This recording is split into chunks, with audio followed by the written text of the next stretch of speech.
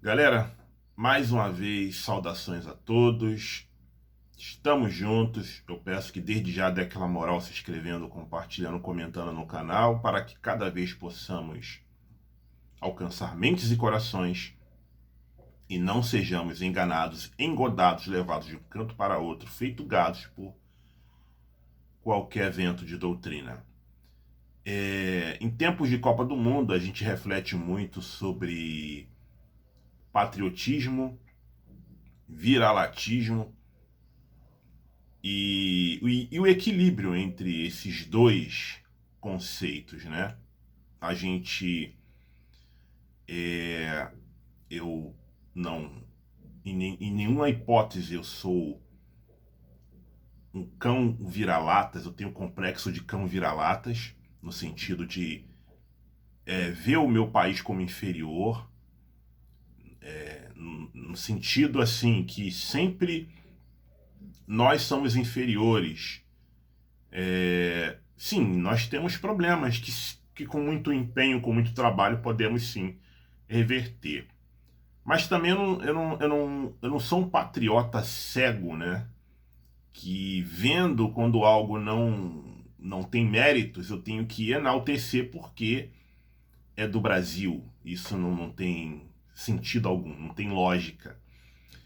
E é baseado nisso que eu tenho um reconhecimento, por exemplo, sobre o jogador argentino Lionel Messi como o maior da história. Isso poderia soar para muitos como ser vira-latas, né?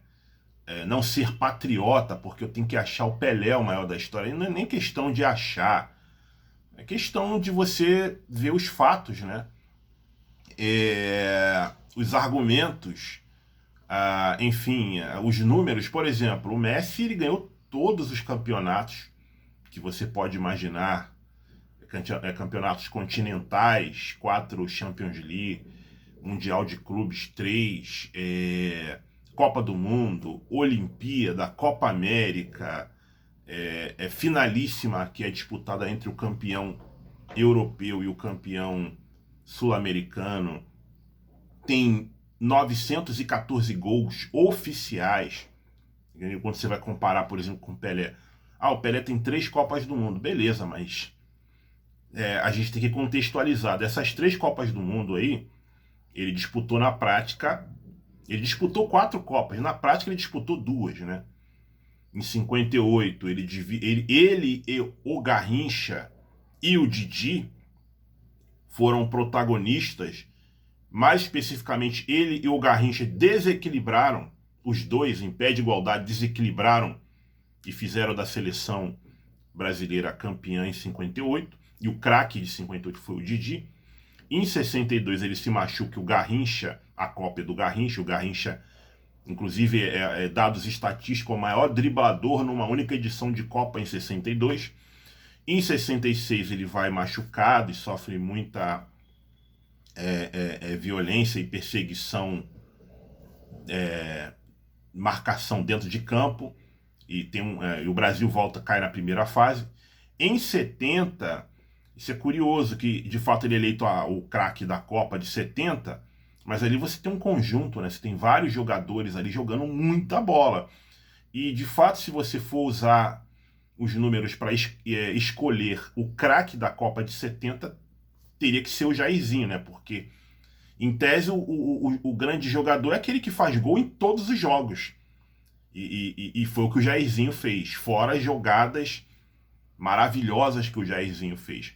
Mas o Pelé fez uma grande Copa de 70, mas o que eu tô dizendo é que ele ali sozinho, se tirasse o Pelé do time, o time continuaria muito forte para ganhar a Copa, porque tinha outros jogadores desequilibrando, e no meu entendimento, o Jairzinho jogou mais a Copa de 70 do que o próprio Pelé, porque pelo fato de ter marcado gols em todos os jogos e ter feito jogadas desequilibrantes. Então, se você for ver, assim, de verdade mesmo, o Pelé ele tem 2 Copas do Mundo, uma que ele divide o protagonismo com o Garrincha, e a de 70 que ele tem um time recheado de grandes craques. Então é meio que falácia isso aí. Por quê? Porque eles, tipo assim, é interessante que você vê hoje as enquetes que se montam sobre. Aqui no Brasil, tá? Não tô nem falando a nível mundial. As enquetes que se montam sobre os maiores jogadores da história, simplesmente eles apagam o Garrincha da história. Aí põe lá Ronaldinho Gaúcho, põe Neymar, põe. Enfim, uma palhaçada. Uma palhaçada que. Então, não dá para você acusar o povo brasileiro de vira-latas e de falta de patriotismo quando a gente vai fazer uma análise sobre o futebol brasileiro e a gente nega a história do futebol brasileiro. Não se fala nada sobre Friedenreich, Leônidas da Silva.